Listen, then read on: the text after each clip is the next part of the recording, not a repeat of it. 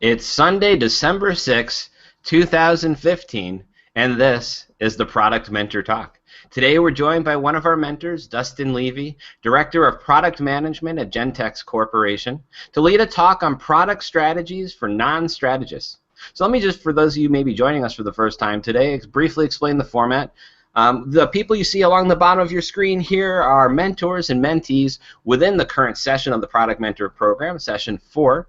And these are people who get paired up one-on-one, mentor and mentee, in the field of product management, all levels, all around the world, all types of products.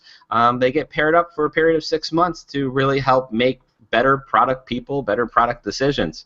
And so what we're going to do very quickly is just go quickly around those who are here and get everyone to say hi, whether or not whether your name, whether or not mentor or mentee, and just a little bit about yourselves. Sarah? Sure. I'm Sarah Varkey. I am lead product manager at Sonic Bids and Backstage in Dumbo in Brooklyn. And I was previously a mentee, and this session I am a mentor. Excellent. Matteo, are you back? Yes, I am. I have a problem with my camera, but anyway, long story short, I'm a product manager at Collective Health in San Francisco, and I'm a mentee in the program. Excellent. And Dustin? So I'm Dustin Levy, Director of Product Management at Gentex Corporation, mentor in the Session 4 of the program, and looking forward to speaking to all today. Excellent. And so Dustin's going to be leading us on a talk in product strategies for non-strategists. And over the course of the talk, as soon as you have a question, just feel free to jump on in and ask those questions. And the way you do that is you post your questions. You go to theproductmentor.com/live and post your question on up there. And as the questions come in, I'll be feeding them along to Dustin to answer your questions in as near real time as possible. And I am Jeremy Horn, a.k.a. the product guy, and I'll be moderating here today. And so with that said, let me hand it over to you, Dustin, to take it away. Great. Thank you, Jeremy.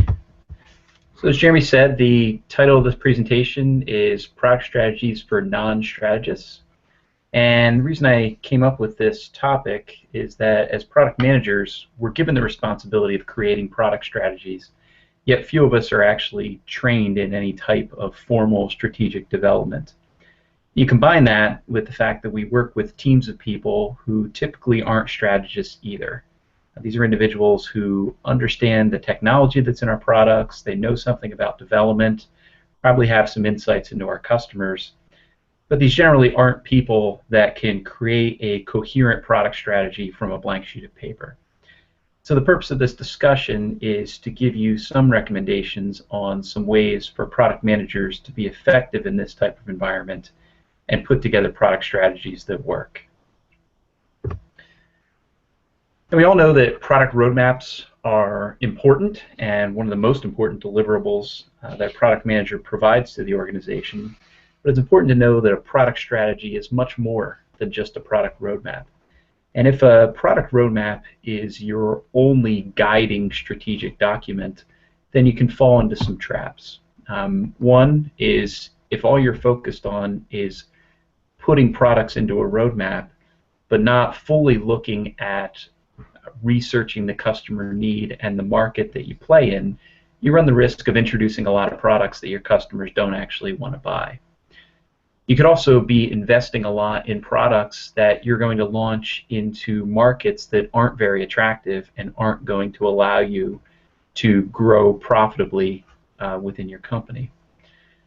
You may end up over-investing in product development if you're over-reliant on your product roadmap, and at the same time you may under-invest in other areas that are critical to products being successful in the market.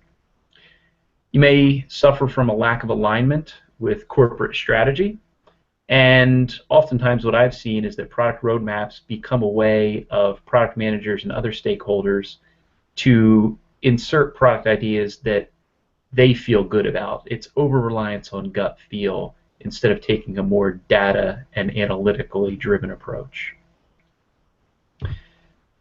Now, if we went around and we all defined what a product strategy is to us, we'd likely all give different definitions. There'd be some common themes, but there would be some nuances that would be different to everybody's definition. So for the purposes of this presentation, I'm going to propose this as a working definition of a product strategy. And a product strategy is something that focuses the organization's resources and capabilities on maximizing the profitability derived from customers and markets. So there's three main elements to this definition. One, it's your organization's resources and capabilities. This means the things your company is good at. And then there's customers and markets, and those are the people who are going to pay for those things that your company is good at. And the link between the two is you want to be able to provide those products and services in a profitable way for your company. And if you can put together that type of product strategy, then you're off to a really good first step. However, if you took your team and you sat them in a room and put this definition up on the wall and said, go to it, let's create a product strategy that meets this definition, your team probably wouldn't get that far. And so a lot of this presentation is going to be talking about some tools and frameworks that you can use to draw strategic insights from your team of people who typically aren't accustomed to doing that type of work. So the first framework that I use talks about a strategic sweet spot. So picture a Venn diagram, and the three circles in that diagram are your organization's capabilities. You then have unfulfilled customer expectations, and you have market attractiveness. And just imagine if you could take all of your resources and you could focus it in on that intersection between those three circles. That would mean that you would be allocating your resources and capabilities to solving unfulfilled customer needs and doing it in attractive market spaces that will allow you to grow your company profitably. And so this is a really simple tool to get your team calibrated on what you're trying to do when you're creating a product strategy. Second framework talks about putting... We have a question that just came in, so I'm going to hand over to Sarah to jump in there. Sarah? Oh yeah, I was just checking. I don't know if I understand kind of the context in which we're talking about the strategy. Sometimes I'm wondering if you're earlier in the life cycle with a product, shouldn't the strategy first focus on the product market fit, and then you can, I mean, you may have a hypothesis of where the profit will be, but you can't just, charge customers immediately if you don't have that product market fit. Definitely. So it definitely depends on where you are in the life cycle, and some of the thought process that I'll walk through, it'll ask those types of questions. Where are we? Are we a mature business in a mature market? Then your focus is going to be different than if you're starting out in a new market space. And so, hopefully, what I present is something that can evolve as your product line or your company matures within a market space. Oh, thanks. Excellent. So keep the questions coming in. Post them to theproductmentor.com/live. And with that said, back to you, Dustin. Great. So we always think of a particular roadmap, a product roadmap, which is a major deliverable for the product management team. But where I like to start is before we ever put a product roadmap in place, to first think about what are our future customer expectations, and can we do a good job of mapping out how those customer expectations are going to evolve over time. If all you're looking at as a product manager is what your customer needs today, then there isn't a whole lot you can do about that unless you have the product to sell them today. And so if you're always focused in the near term and that's all you're doing, then you're always trying to chase today's need, and you're often missing milestones and running out of time when you're developing products. If you can calibrate yourself to focus on future customer expectations, then you actually give yourself lead time to go ahead and develop those products, hit your milestones, and meet key deliverables within your marketplace. So we start out by mapping how the customer expectation is going to change over time. that drives the types of products that we want to roadmap and put into the development pipeline. And then another thing that we'll find is a lot of those product ideas will involve capabilities that our company might not currently have. And so we need a third roadmap that drives the product development roadmap that's more about developing core technologies and company capabilities. We've all had experience with R&D where you're trying to do research and development at the same time. And one of the challenges in that is that research is very unpredictable. You go down a lot of wormholes, you make a lot of turns, and you pivot a lot. Whereas product development is something that's meant to be much more executional and should be able to be tracked using a very specific timeline and budget. If you're trying to do the open-ended research and the product development at the same time, you often blow your schedule and budget. So the idea here is to use customer expectations in the future to drive where you're going to invest in products, and then assess whether or not you have the capabilities to start making those products or not. If you do have the capabilities, you can enter product development. If you don't have the capabilities, then you need to be in a mode of investing in more fundamental and core technology types of investments.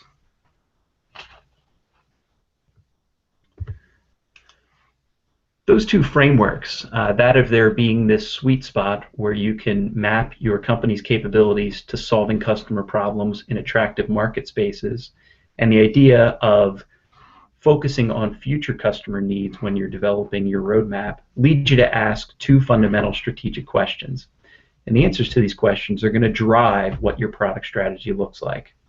First question is, do we have the capabilities required to meet the future expectations of our customers? And the second question is, does our current market definition allow us to meet stated corporate objectives?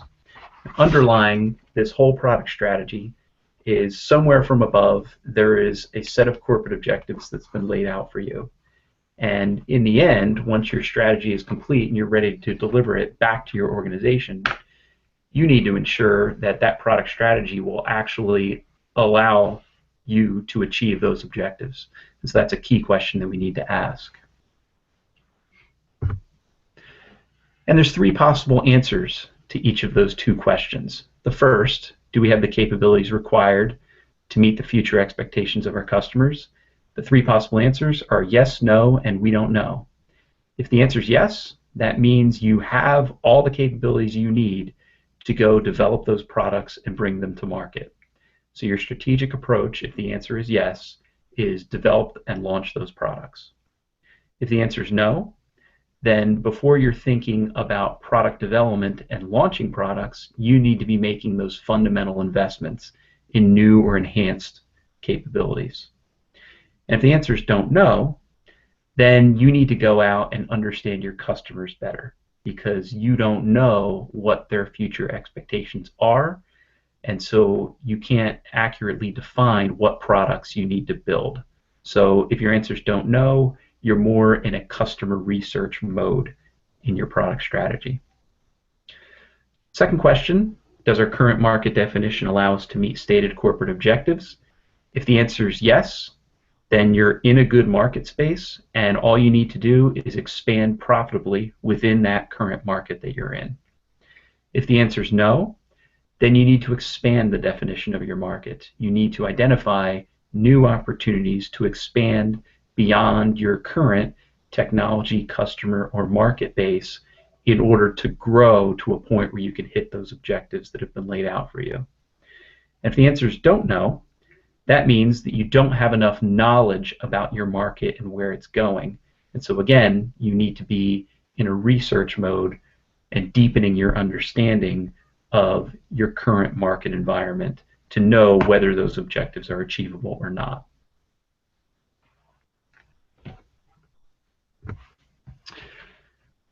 So there's an implication here, and that is that the elements of your product strategy are somewhat preordained. If you look at any product strategy that a company develops, it's going to be some mixture of those 6 building blocks that were on the previous slide. And that means that your team that you're tasking to work with you to develop a product strategy doesn't need to start from scratch. If you have a team of tactical thinkers who don't have a good track record of developing strategy, then by using this framework, you lay out a template for them where all they need to do is two things. One is to prioritize those 6 strategic elements.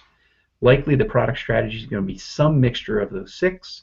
Your team just needs to rank them in order of importance. And second, your team needs to define the tactics that are going to fit under each of those strategic initiatives. And tactical planning is usually something that's within ourselves and many of our coworkers' comfort zones, regardless of our experience in developing strategy. So this framework gives you a way to really pull strategic insights from people, including yourself perhaps, who are somewhat challenged in developing coherent product strategies.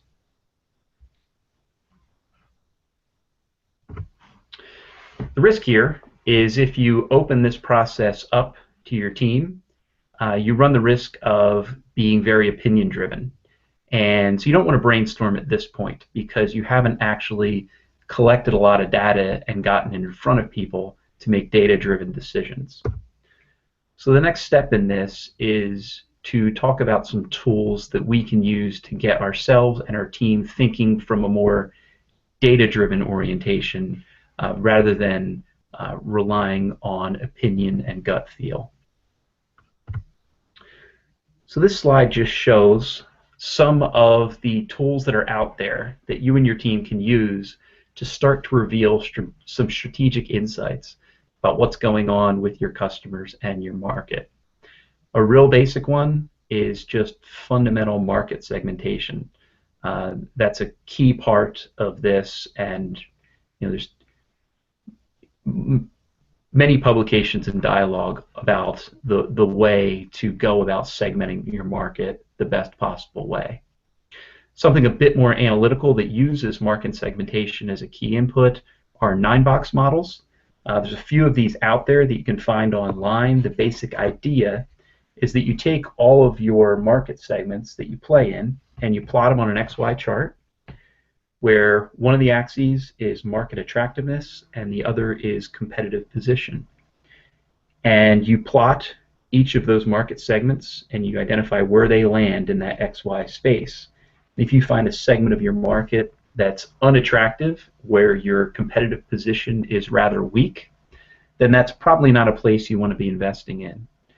On the opposite end of the chart, if you've got an attractive market segment where your competitive position is high, that's going to be an area that you're going to want to invest in protecting as best you can.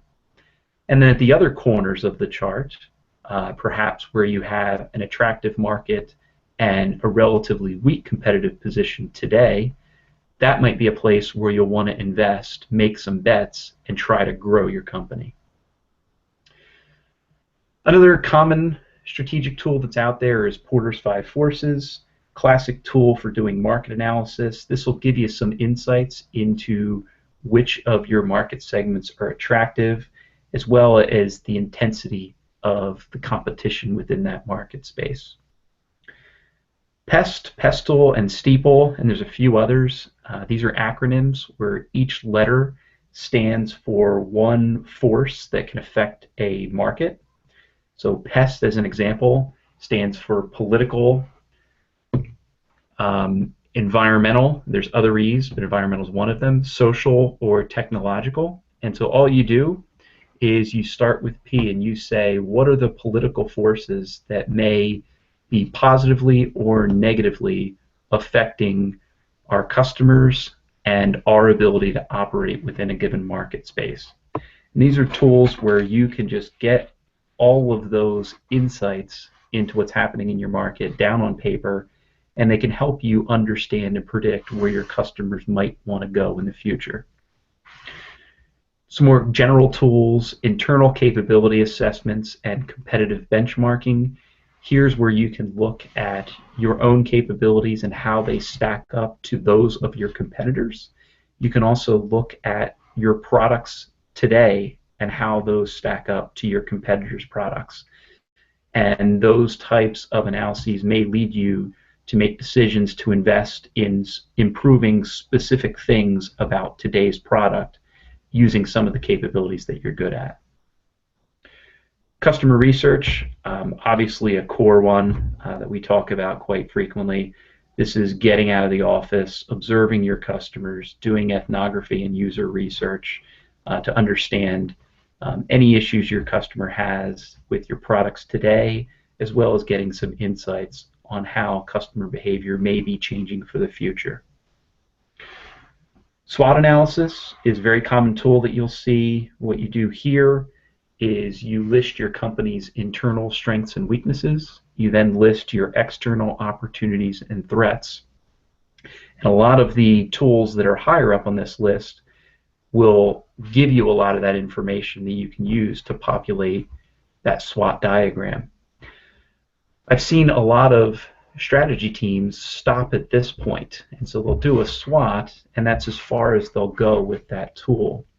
There's another tool out there called a TOES analysis that I'll spend a little bit more time on, because unlike the other tools, a TOES analysis actually takes the output of your SWOT and translates it into actionable statements. So that's the first step to take you from this mode of data collection and analysis to creating action statements around what you're actually going to do in order to execute your product strategy.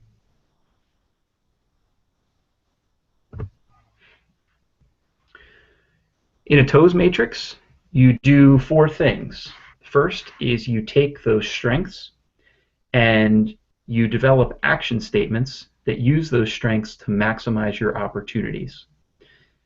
You then take the second step to develop statements that use your strengths to minimize threats.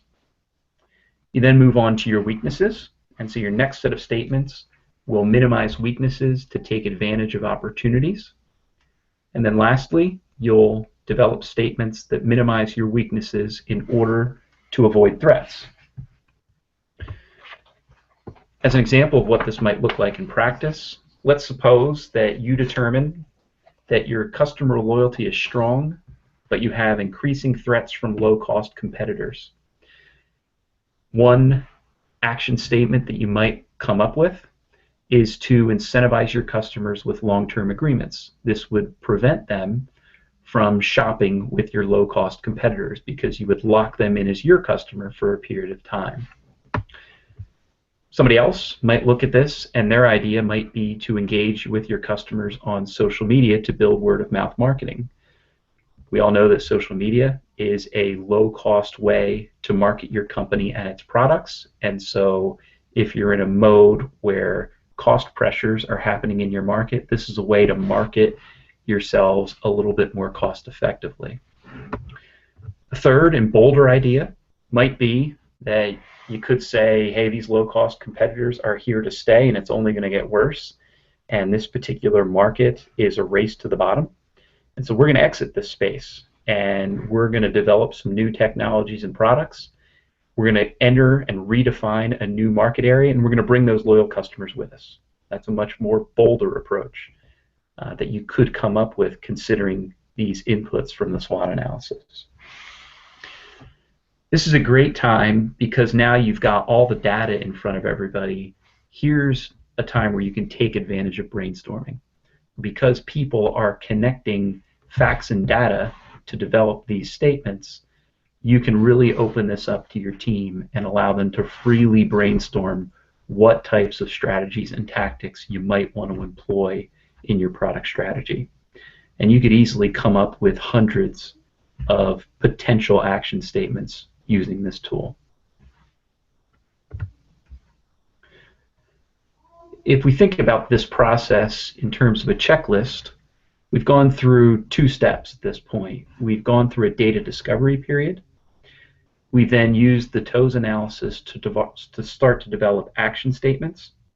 And the next steps are to organize all those statements that we've created, affinitize them, so take those statements that are similar in nature and group them together, then go through some process of prioritizing which of the ideas are the most important.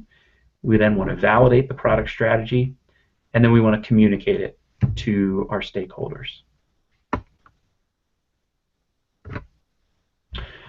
Organization, like I mentioned, as a result of this brainstorming process, we might have hundreds of ideas that we've now put on the table that could become part of our product strategy. Here's where we can make use of that framework where we created that set of 6 strategic initiatives. We can take those action statements and we can slot them underneath each of those 6 strategic initiatives to start to organize our thoughts better. You think of this as 6 buckets, and you're going to take each of those potential actions you might take and you'll drop them into the appropriate bucket. You'll find as you're doing that many of the ideas are very similar in nature. It's different people having the same core idea but expressing it in different ways.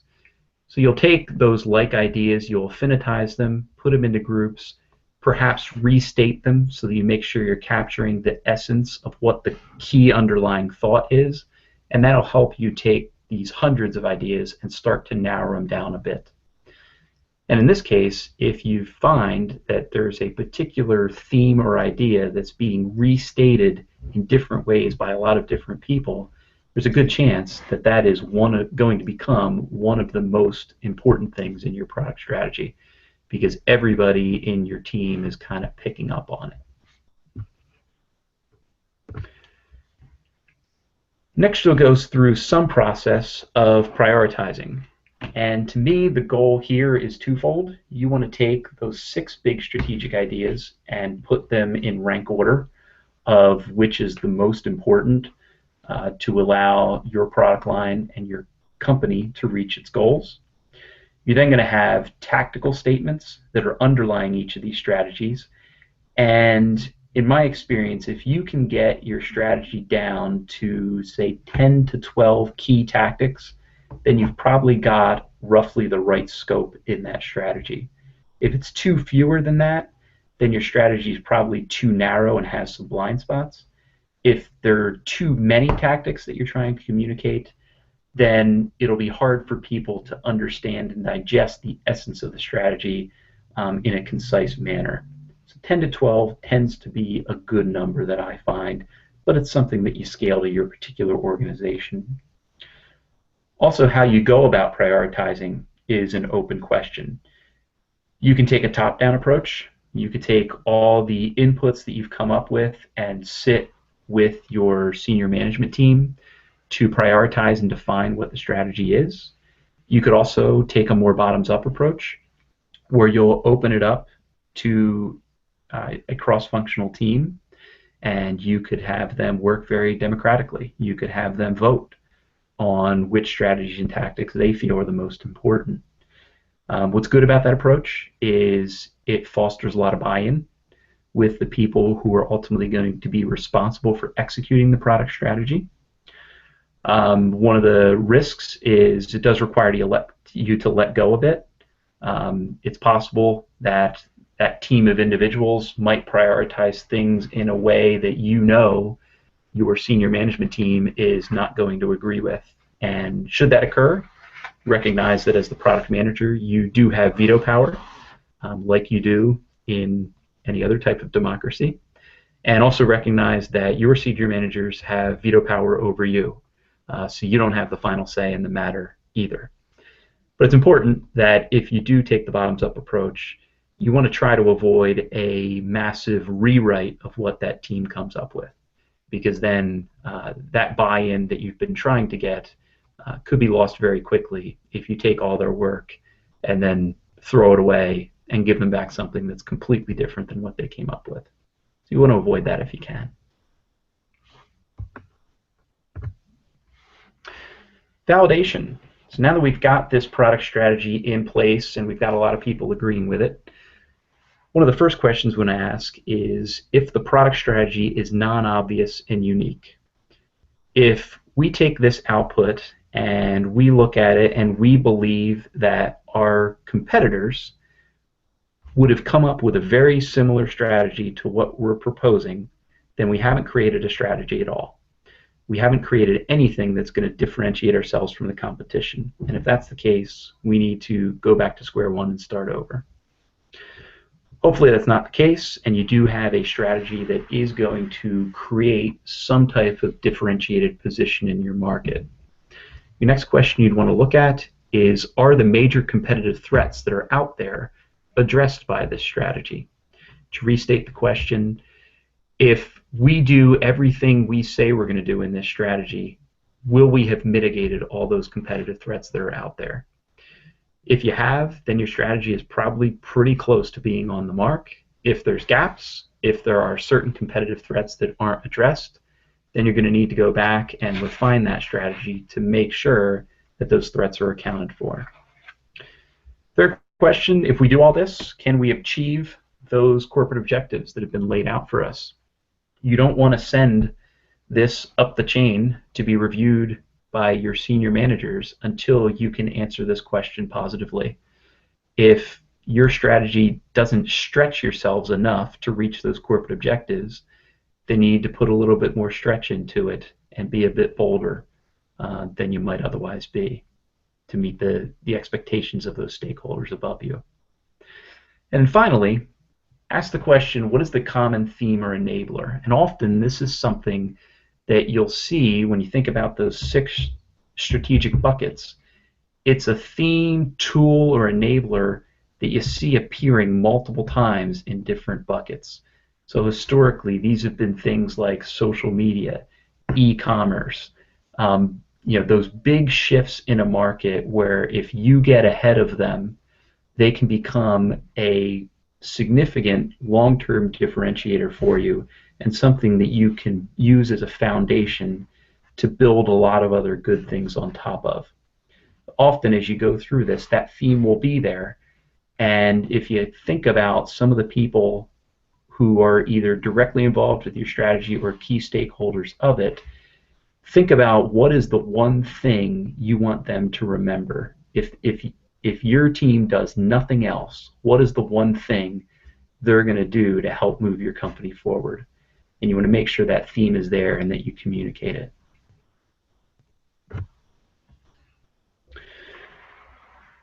Your strategy that you've created, if you can't communicate it clearly to all who are involved in it, whether they're directly involved in executing or they're otherwise a stakeholder in that strategy, if they can't understand it clearly and have it communicated to them in a concise manner, then it's going to be worthless and nobody's going to align to it and help you execute.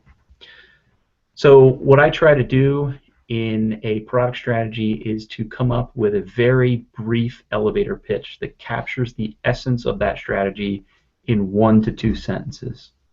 And I structure these using 3 things. One is that common theme, that fundamental thing you're going to do to move forward. There's statements about the key strategic elements that you're going to use that foundation to drive.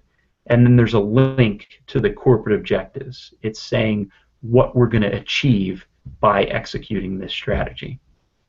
As an example, your common theme might be that we're going to be the best in breed at leveraging big data. And by being best in breed at using big data, we're going to do 3 main strategic things. We're going to drive increased profit from our existing customers, we're going to create new spaces within our market, and we're going to inform ourselves about how to invest for the future. And if we do those 3 things, we're going to put ourselves on a path to grow earnings by 30% by 2017.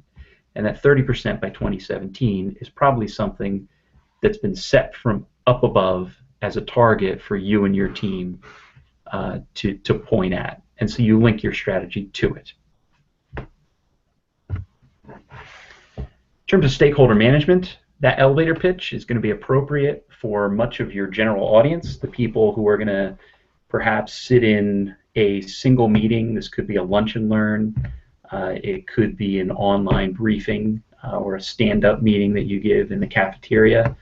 That general audience, they're going to hear the elevator pitch and it's going to be enough for them. They're going to get the basic idea of where you're trying to go with your product line.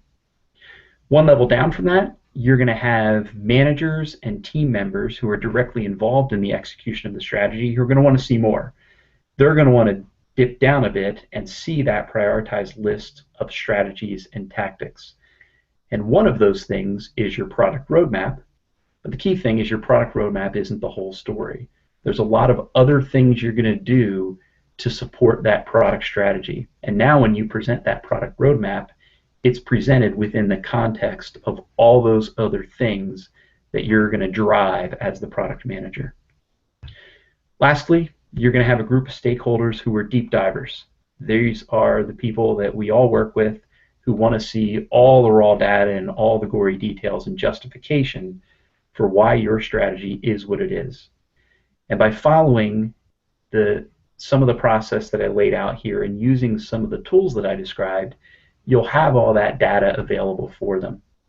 And you can use that to validate why your product roadmap is what it is and where your product roadmap fits within the hierarchy of all the other strategic goals that you're driving within your product strategy. The way I usually lay out this deliverable is I'll have a strategic document. The first page is that elevator pitch executive summary, not more than a paragraph that captures the essence of what the strategy is. Then maybe 2 to 3 pages on what the prioritized strategies and tactics are, including the product roadmap. And then at the end of that document, I'll attach all of the raw data that we collected in order to support those decisions that fed the product strategy.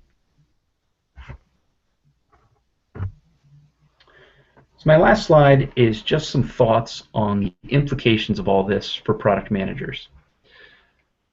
One of our biggest challenges is getting our company to buy into our product roadmap. And by considering the product roadmap as one piece of a broader product strategy, you put your roadmap into context and people will better understand why the products are on there and why they're on there in the sequence that they're there. And they'll also understand as part of your product strategy all of the other things that need to happen within the organization to make those products successful. So it's a much more comprehensive approach when you focus on more than just the product roadmap.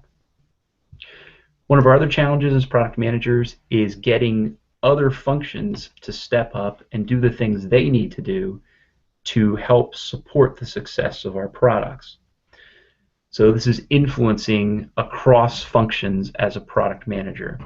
By creating a much more comprehensive and broadly defined product strategy, it gives you a vehicle to influence those other functions.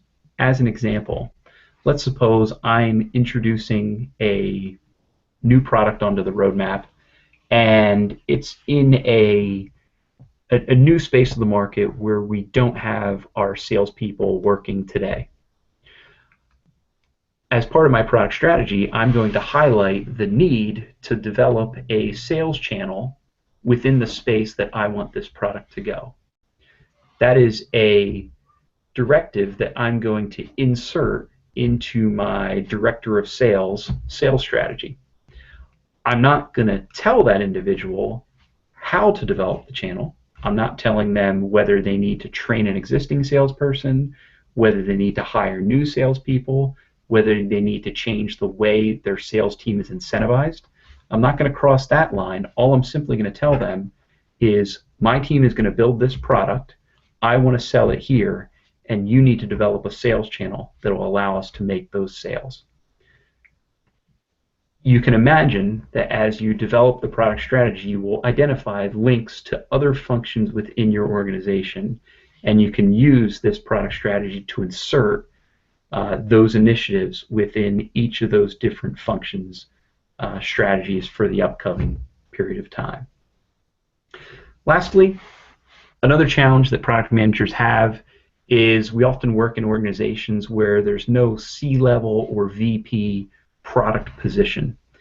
And a lot of product managers are a bit frustrated by the fact that they don't have this clear path upward within their company because the product function either isn't as mature as they'd like it to be or isn't valued as much as they'd like it to be. My guidance to product managers in this situation is that if your definition of what your job is as a product manager is simply managing the roadmap and pushing around and driving product features, then you're only really doing a part of the product management job. And if that's all you're doing as a product manager, you'll likely be doing that work for a long period of time. However, if you take this broader definition of what the product management job is and what a product strategy is, your title might be product manager. But what you're really doing is you're driving the conversation in your organization around value creation. And if that becomes your brand within the organization, regardless of how your company is structured, you're going to have a path upward, because people who talk about, promote, and deliver value creation are the people who move up within a company.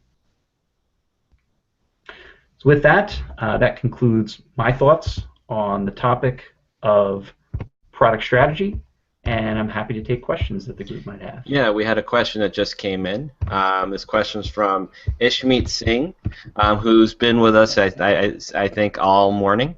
And Ishmeet was asking, or said, we talked about rapid prototyping earlier today. How can I use rapid prototyping to come up with better product strategies?